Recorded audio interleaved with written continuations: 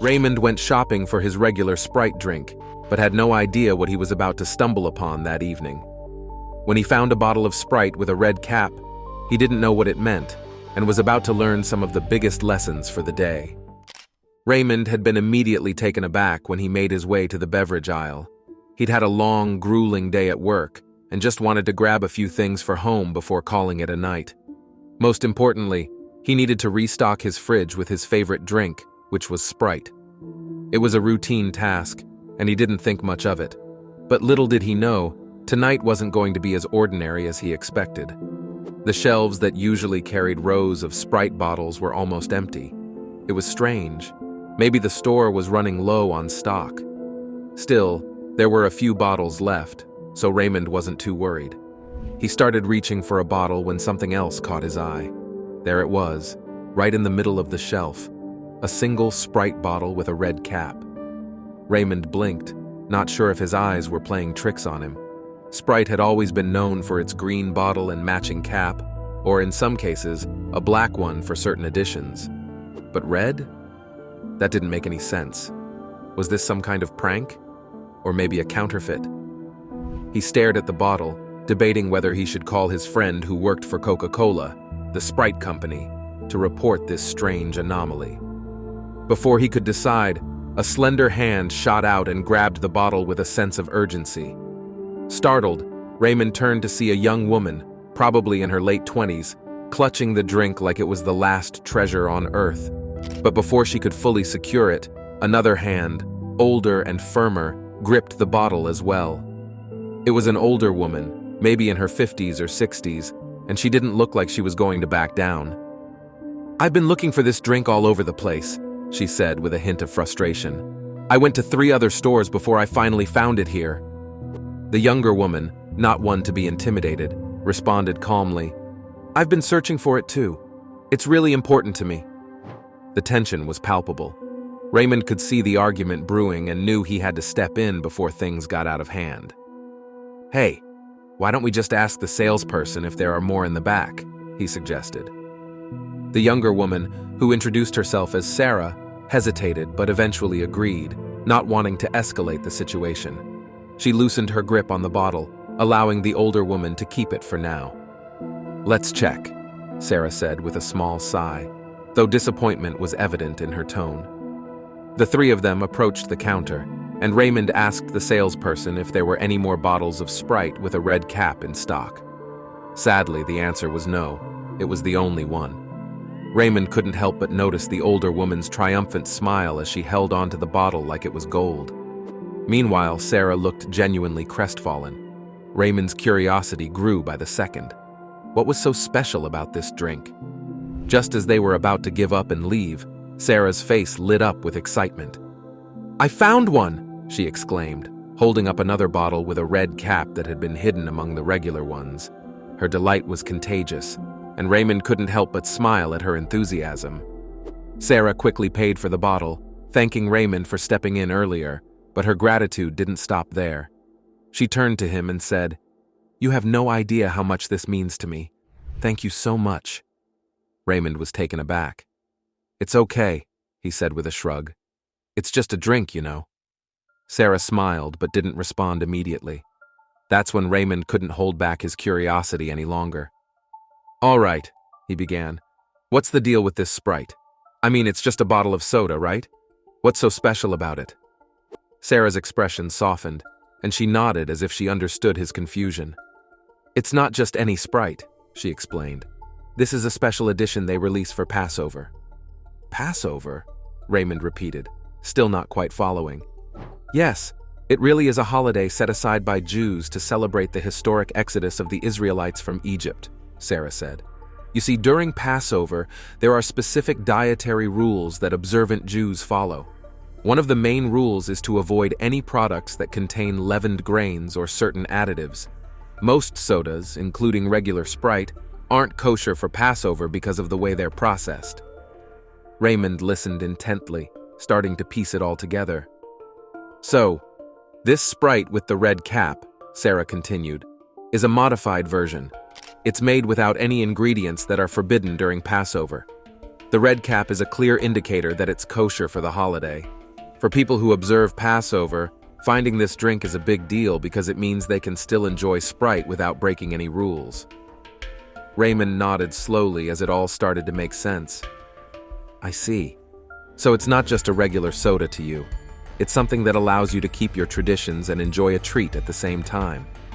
Exactly, Sarah said with a warm smile. That's why I was so desperate to find it. It's not always easy to come by, especially as Passover gets closer. Stores run out quickly, and not every shop carries it in the first place. Raymond couldn't help but feel a newfound respect for the little red-capped bottle. What he had initially thought was just a strange anomaly turned out to be something deeply meaningful to others. Well, he said, I'm glad you found it, and I'm glad I got to learn something new today. Sarah beamed. Thank you again for your help. It might seem like a small thing, but it really means a lot to me. As Raymond watched Sarah leave the store with the prized bottle of Sprite in her hands, he couldn't help but smile to himself. Who would have thought a simple trip to the store could lead to such an interesting encounter? The mystery of the red-capped Sprite was solved, but Raymond knew he'd never look at a bottle of soda the same way again. For most people, Sprite is just a refreshing drink. It's something you enjoy on a hot day, at a picnic, or alongside a tasty meal. But for Sarah, the Sprite with a red cap was far more than a beverage. It carried meaning, memories, and even a touch of nostalgia. Raymond couldn't shake his curiosity about the red-capped Sprite. After Sarah's heartfelt explanation, he decided to dig a little deeper and was shocked by what he found. He searched online for reviews about this kosher Sprite, and to his surprise, the praise was overwhelming. Many people described it as having a cleaner, crisper taste compared to the regular Sprite. Some said the flavor was smoother, with just the right balance of sweetness and fizz. Enthusiasts even compared it to a premium drink, elevating it above the standard version. Raymond found himself scrolling through endless posts on forums and social media where people eagerly shared their experiences with this unique beverage. At this point, it became clear that this wasn't just a religious product. It had become a cultural phenomenon, transcending its original purpose to become a drink that everyone could enjoy. The scarcity added to its allure. Knowing it would only be available during Passover made it feel exclusive, almost like a collectible item. Raymond's research also revealed why this version tasted different. The kosher Sprite was made with real sugar instead of high fructose corn syrup, which is commonly used in sodas in the United States. The switch to sugar was in line with the dietary rules of Passover, but it also enhanced the flavor, giving it a natural, refreshing quality. It amazed Raymond how much thought had gone into creating this product. Coca Cola, the company behind Sprite, had gone the extra mile to ensure that Jewish communities could enjoy their favorite drink without compromising their religious practices. The red cap wasn't just a clever marketing trick. It was a thoughtful detail that made the product easy to identify, saving customers time and effort during a hectic season. This level of attention to detail wasn't new for Coca Cola. Raymond discovered that the company had a long history of catering to specific cultural and dietary needs. Beyond kosher Sprite, they had introduced Coca Cola in glass bottles during Ramadan in some countries, offering a nostalgic touch to the holy month. But Coca Cola wasn't the only company embracing inclusivity. Raymond learned that other brands were also stepping up to cater to diverse audiences. Take Ben & Jerry's, for instance. They had introduced a line of non-dairy ice cream flavors, made with almond or oat milk, to cater to vegans and lactose-intolerant customers. What stood out about Ben & Jerry's was their commitment to flavor. They didn't just create a good enough alternative. They ensured that their non-dairy options were as rich and indulgent as their traditional ice creams. Then there was Oreo, which had launched gluten-free versions of their classic cookies. For people with celiac disease or gluten sensitivities, this was more than just a new product. It was a way to enjoy a beloved snack without worry. Fast food chains like Burger King and McDonald's had also entered the game, offering plant-based burgers that appealed to vegetarians, vegans, and even meat eaters looking for healthier options. These products weren't just about expanding their menus. They were about meeting the evolving needs of their customers. Raymond realized that these efforts weren't just about profits. Sure, businesses wanted to grow their customer bases, but they were also listening to what people wanted and needed. They were recognizing the diversity of their audiences and taking steps to make everyone feel included. What struck him most was how these products often ended up crossing cultural boundaries. The kosher Sprite was a perfect example. While it was designed for Jewish families during Passover, its premium taste and limited availability had made it popular among people from all walks of life. It was a reminder that something created for a specific group could still have universal appeal. Raymond couldn't help but admire the ingenuity behind these efforts. It wasn't just about creating products. It was about creating experiences that resonated with people on a deeper level. The kosher Sprite, with its red cap and unique flavor, had become more than a drink. It was a symbol of inclusion, community, and the power of thoughtful innovation. By now, Raymond had a newfound appreciation for the red-capped Sprite. What had initially seemed like an oddity had turned into a story of connection and cultural understanding. He began to see the drink not just as a beverage, but as a bridge between different worlds. Reflecting on everything he'd learned, Raymond felt inspired. He realized that even something as simple as a soda could carry meaning and bring people together. It was a testament to what businesses could achieve when they prioritized people over profits, when they took the time to understand their customers and meet their needs in meaningful ways. And while the kosher Sprite was a standout example, it was part of a larger trend. More and more companies were recognizing the importance of inclusion, not just as a business strategy, but as a way to foster goodwill and build lasting connections with their audiences. Raymond couldn't wait to share what he'd discovered with his friends and family. He knew that the next time he saw a bottle of Sprite with a red cap, he wouldn't just see a drink. He'd see a story of innovation, inclusion, and the simple joys that bring people together. As he closed his laptop and prepared to head to bed, Raymond smiled. He had started the day with a routine trip to the store, but he was ending it with a renewed sense of wonder, all thanks to a little red cap and the story it had to tell. That night, he dreamed of sparkling soda and stories waiting to be discovered, ready to remind him that sometimes the most ordinary things can have the most extraordinary impact. In the early 20th century, mining was done with little regard for safety. Picher became a center for mining, especially for lead and zinc. As workers dug deep into the ground, they took risks that led to many dangers. One of the biggest risks was a cave-in, where parts of the mine could collapse suddenly. Miners faced this risk daily as they went deep underground to extract these valuable metals. Sometimes the structure of the mine was not stable, and this made accidents more likely. There were frequent cave-ins, and some miners lost their lives in these tragic events. Although these accidents were common, mining continued without much change in safety practices. Besides cave-ins, another problem came from acid mine water. This happened when water mixed with the minerals in the mine, creating a very toxic liquid that could seep into the ground. Acid mine water caused serious problems because it could leak out of the mines and enter local streams, rivers, and even the soil. This toxic water was full of harmful chemicals that could poison plants, animals, and people.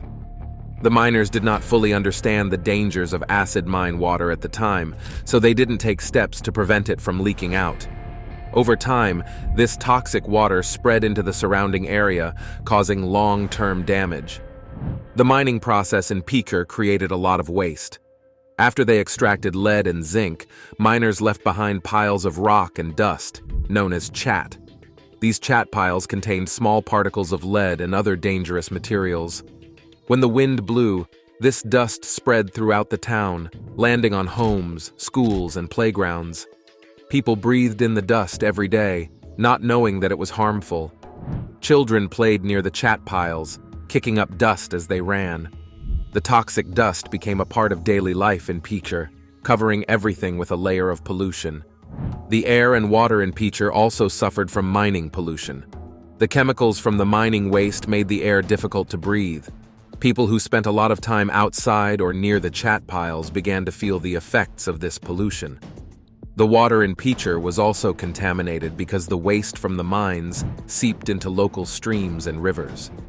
One of the most affected areas was Tar Creek, which ran through the region. By the 1970s, people noticed that the water in Tar Creek had become discolored and was unsafe to drink. The pollution in the creek and surrounding waters became one of the most visible signs of the environmental impact of mining in Picher. Tar Creek became a major problem for Picher and the surrounding areas. When toxic waste from the mines mixed with water, it created a lasting contamination problem that affected everyone. The contamination in Tar Creek was so severe that it poisoned the fish and other wildlife. People who relied on this water for drinking, farming, or fishing found that it was no longer safe to use. The toxic chemicals in Tar Creek were linked to lead, cadmium, and other heavy metals, which are very harmful to both people and animals. The pollution in Tar Creek spread over time, affecting more of the surrounding area. People started noticing the health effects of this contamination. Finally, in 1979, things changed. The situation became serious enough that the government decided to take action. Tar Creek was listed as one of the most polluted areas in the country, and this brought attention to the environmental problems caused by mining in Picher. The creek's contamination was a reminder of the dangers of mining waste and how it could harm the environment for years. The health of Picher's residents suffered greatly because of the toxic waste from mining. One of the biggest issues was exposure to lead, which came from the chat dust and contaminated water. When people breathe in lead dust or drink water with lead in it, it can cause serious health problems. Children were especially vulnerable because lead can damage their brains and slow down their development. Many children in Picher had high levels of lead in their blood, which can lead to learning difficulties, behavior issues, and other developmental problems. Adults also faced health problems from the mining pollution. One of the common diseases was silicosis, a lung condition caused by breathing in dust over a long time. Many miners and other residents developed silicosis, which made it difficult for them to breathe. Other people developed lung cancer because of the toxic chemicals in the air and water. Cancer rates in Picher were much higher than average, and many families suffered from losing loved ones to these diseases. The pollution also caused other health issues, such as skin problems and stomach issues, making life in Picher very difficult. As more health problems were reported, it became clear that living in Picher was dangerous. Doctors and scientists studied the health of the people in Picher and found that the lead and other chemicals were causing serious harm. By the 1980s, it was well known that Picher was one of the most toxic places in the United States. This public health crisis led to calls for action to protect the people and address the contamination. Eventually, Tar Creek was declared a Superfund site, which meant that the federal government would spend money to clean up the pollution and make the area safer. Tar Creek in Miami has the distinction of being the first and the largest Superfund site in the country. The pollution coming from the huge chat fields turned the banks a bright orange, a vivid reminder of the lead, zinc, and other metals seeping into the creek. Millions of dollars were allocated to try to restore the environment and reduce the health risks for residents. The goal was to clean up the water in Tar Creek, remove or cover the chat piles, and help the people who were affected by the contamination. But there were many problems with the cleanup. One of the main issues was the huge number of abandoned mine shafts in the area. There were over 14,000 of these shafts, and each one was dangerous. They were not just empty holes in the ground. They leaked harmful chemicals into the soil and water. This made it really hard to get rid of all the pollution from the mining that had happened for many years. The government tried to fix some of these problems with different projects. One of the things they did was cover the chat piles, which are large mounds of leftover mining waste, with soil. This was meant to stop dust from blowing around and spreading harmful materials into the air. However, covering the chat piles was only a temporary fix. While it helped reduce the dust a little bit, it did not address the bigger problem of the pollution that was already in the ground and water. The chemicals that had leaked into the environment over the years continued to be a serious issue. Some of the most harmful substances from mining included lead and other heavy metals, which can cause many health problems for people and animals. Even though the government put money and effort into the cleanup, it was still hard to make the area safe again. The amount of pollution left behind was so large that complete cleanup seemed impossible. Many people were worried about their health and the health of their families because of the ongoing contamination. They knew that living near these old mine shafts and chat piles was not safe. The water they drank and the land where they grew food could be polluted. This created a lot of fear and concern in the community. Apart from the cleanup, the government offered money to help families move out of Picher. They realized that the town was too dangerous to live in, so they created programs to buy homes from residents and help them relocate to safer places. But how did that pan out for the residents of Picher? Let's find out. How Picher turned into a ghost town. As the buyout program was rolled out, many residents accepted the offers. The compensation allowed them to find new homes in safer towns where their families could live without the constant fear of health issues related to contamination. But not everyone was ready to leave. Some residents had deep roots in Picher and were reluctant to abandon their homes and community. For them, the buyout offers were a difficult decision. Ultimately, though, the dangers of staying in Picher led many families to choose relocation. The federal buyouts played a very huge role in reducing the population and accelerating the decline of the town. Suddenly, even more disaster struck. In 2008, a devastating tornado hit Picher, causing extensive damage to homes and infrastructure. The tornado was a major turning point for the town. Many buildings were destroyed or severely damaged, which made living in Picher even more challenging. The tornado's destruction added to the urgency for families to leave the area. Those who were already considering the buyout offers found themselves in a difficult situation. The damage from the tornado made their homes unsafe and uninhabitable, leading them to accept buyouts more quickly than they might have otherwise. After the tornado, the government stepped up its efforts to facilitate the relocation of families.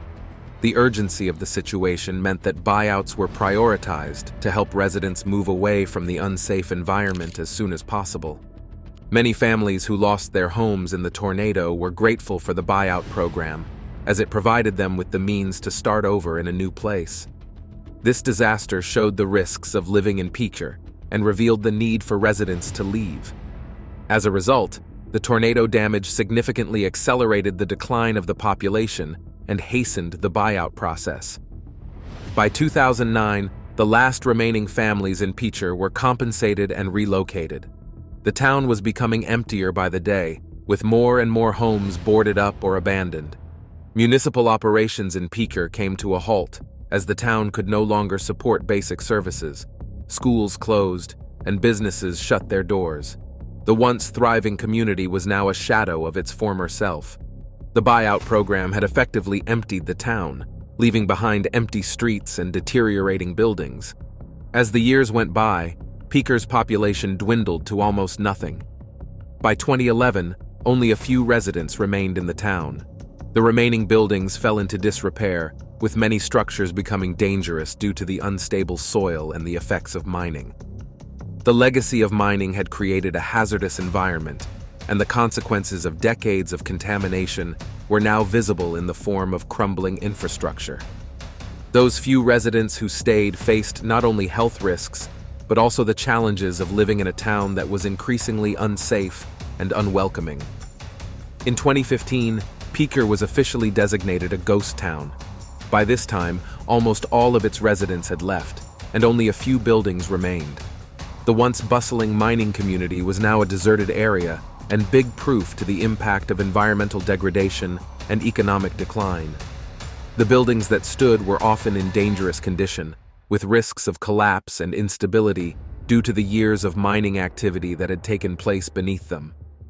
The ghost town of Picher became a symbol of the consequences of unchecked industrialization and the dangers of mining without regard for environmental and health issues.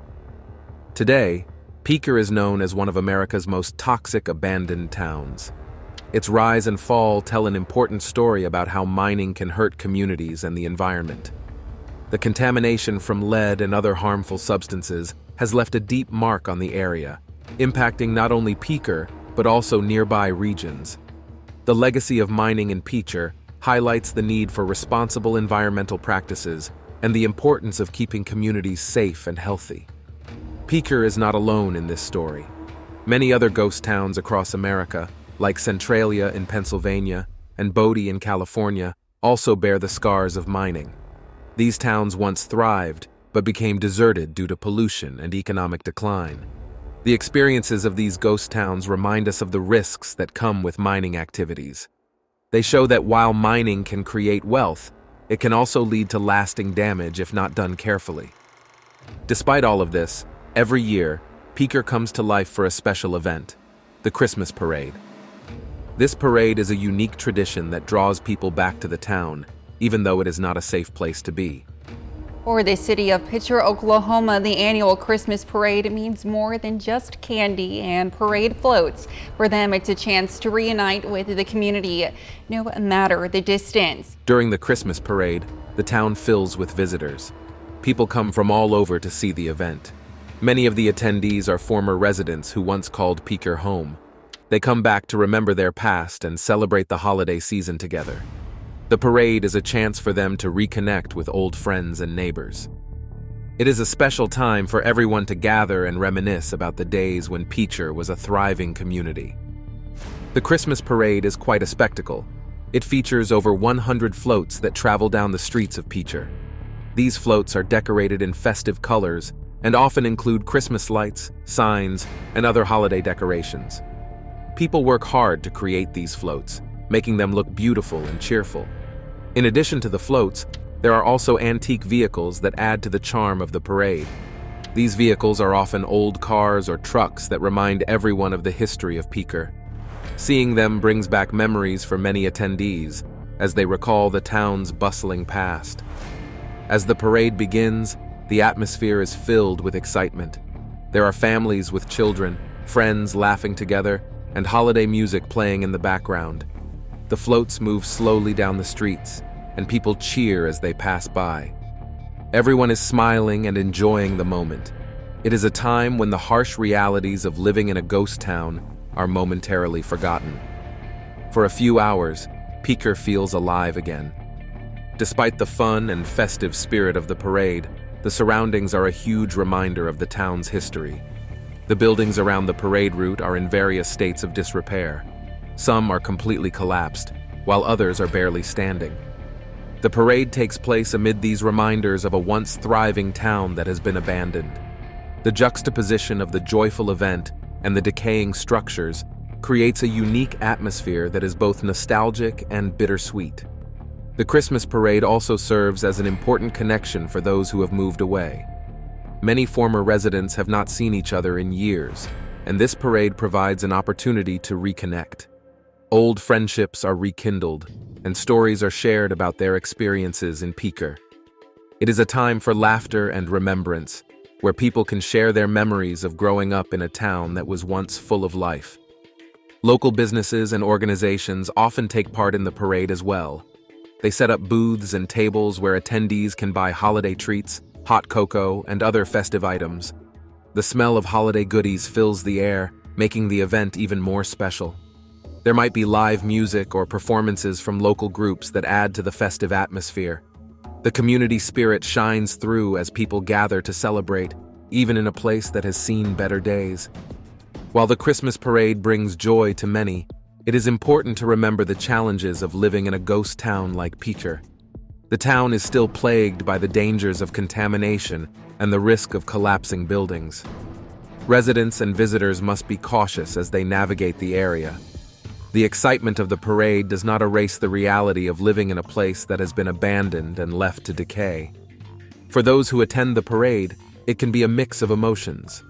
There is joy in celebrating the holiday season and reconnecting with loved ones, but there is also sadness in seeing the state of the town. Picher has become a symbol of what can happen when a community is impacted by industry and environmental issues. The parade serves as a reminder of the town's past, but it also shows the resilience of the people who once lived there. Looking to the future, research suggests that many more towns in the United States could face a similar fate as Picher. Studies indicate that by the year 2100, nearly 30,000 cities across the country could become ghost towns. This alarming prediction is primarily due to declining birth rates and increasing migration to larger cities. As people leave smaller towns for opportunities in urban areas, these places may become deserted and forgotten. One of the key factors contributing to this decline is the decreasing birth rate in the United States. Fewer babies are being born, which means there are fewer young people to fill the jobs and support the economy of these towns. Without a growing population, it becomes increasingly difficult for small towns to survive. Businesses may close, schools may shut down, and essential services may be reduced or eliminated altogether. This can create a cycle of decline that is hard to break. Things don't end there. Migration is another major reason for the potential rise of ghost towns. Many people, especially young adults, are moving to larger cities in search of better job opportunities, education, and entertainment. As they leave their hometowns, the population of those towns continues to shrink. This trend is not limited to Picher. It is happening in many small towns across the country. When residents migrate away, there are fewer people to support local businesses and services, which can lead to further economic decline. Interestingly, the demographic shifts predicted in these studies are not expected to affect all areas equally. Cities in Hawaii and Washington, D.C. are projected to be less impacted by these trends. These places may continue to thrive due to their unique attractions, job markets, and quality of life. However, many other towns may face significant challenges as they navigate these changes. The prospect of turning into ghost towns raises important questions about the future of American communities. What will happen to these towns if their populations continue to decline? Will they be left to decay like Picher, or can something be done to revitalize them? There are no easy answers, but it is clear that action will be needed to address the challenges facing these communities. Some towns may try to attract new residents by promoting their unique features, such as natural beauty, low cost of living, or a strong sense of community. Local governments and organizations may work together to develop strategies for economic growth and sustainability. However, it will take concerted efforts from both residents and leaders to make these changes happen. With the potential for thousands of cities to become ghost towns by 2100, it is essential to consider the impact of declining birth rates and migration on American communities. To prevent more ghost towns like Picher from happening, it is important to prioritize safety and care for the environment. First, mining companies must follow strict rules to protect the land and water. This means they should clean up after mining and safely dispose of harmful waste. Second, communities need to be involved in the decision-making process. Residents should have a say in how local resources are used and how to deal with pollution. Investing in sustainable practices can also help. This includes using new technologies that reduce environmental damage and promote clean energy sources. Governments can also support job creation in other industries to lessen the impact of mining. By diversifying the economy, towns can stay strong even when mining slows down. By acknowledging these challenges and working towards solutions, there may still be hope for revitalizing towns before they meet the same fate as Picher. So do you think Picher can recover from being a ghost town? Let us know in the comment section. Remember to like, share, and subscribe for more. Also, click the following video shown on your screen. You will enjoy it.